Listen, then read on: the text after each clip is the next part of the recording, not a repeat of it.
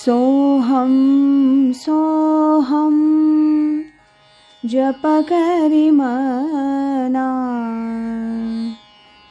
सोहम भावे सांडिली बाह्य पूजा,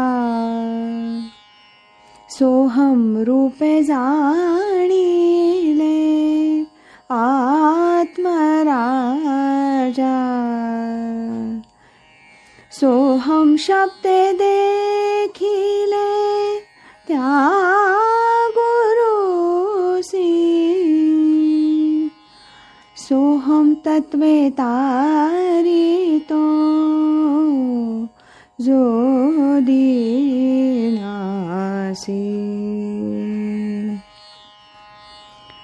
आज ऐकूया परमपूज्य श्री गजानन महाराज गुप्ते यांच्या आत्मप्रभा या ग्रंथातील महाराजांनी मुमुक्षूंना दिलेला संदेश पहिला, भाग 5. सोहम जपाचं अजपाजपात परिवर्तन. सोहम हा जप अजपाजप कसा होईल? महाराज, आपण हा जप मनानं जपावयास सांगता. वाणीनं केल्यास तो शब्दानं केल्यासारखा होईल. मनानं केल्यास आपण बोलतो तसाच तो मनाचा शब्द नाही का होणार? बरं, आपण सांगता की न जपताच सतत अखंड आणि आपोआप होणारा जप तो अजपाजप. मग ह्या दोन परस्पर विरोधी असणाऱ्या गोष्टी एकच कशा? याचा उलगडा करा. अशी शंका एका मित्रानं मला विचारली.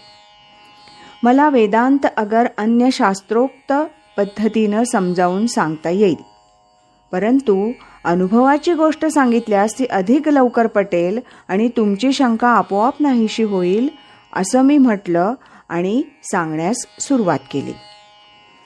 पुष्कळ जणांना आपण वाणीनं रामनाम जप करताना पाहतो.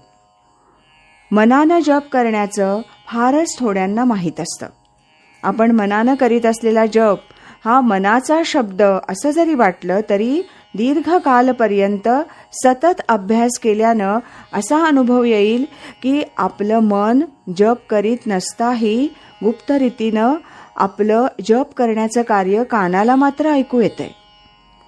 अशी साधकाची अवस्था त्याच्या पूर्वसंचिताप्रमाणे काही दिवसांनी, काही आठवड्यांनी, अगर काही वर्षांनी होईल. यालाच अजपाजप म्हणावे. हाच सत्य अजपाजप सिद्ध झाला की शांती लाभल्याचा अनुभव येतो आणि आपोआप सिद्धीही प्राप्त होते. असा साधक संसारातील सर्व व्यवहार करीत असूनही नेहमीच अखंड आनंदात मुरलेला असतो. समाधी सुखाचा आस्वाद त्याला आपोआप मिळतो. या स्थितीप्रत पोहोचल्यावर कुंडलिनी आणि षटचक्र मावळतात. गुरुकृपेनं असा अजपाजप साधल्यास कोणत्याही चक्रावर ध्यान करण्याची जरूर उरत नाही.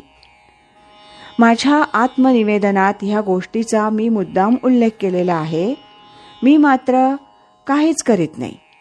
कित्येक वेळेला मी सर्वात लहान तर कित्येक वेळेला मी सर्वात मोठा आहे असं मला वाटतं.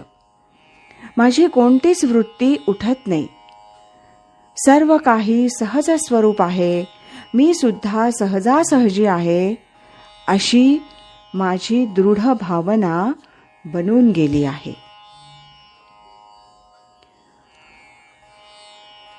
यानंतरचा भाग आपण उद्या ऐकूया. श्रीमत सच्चिदानंद सद्गुरु श्री गजानन महाराज की जय.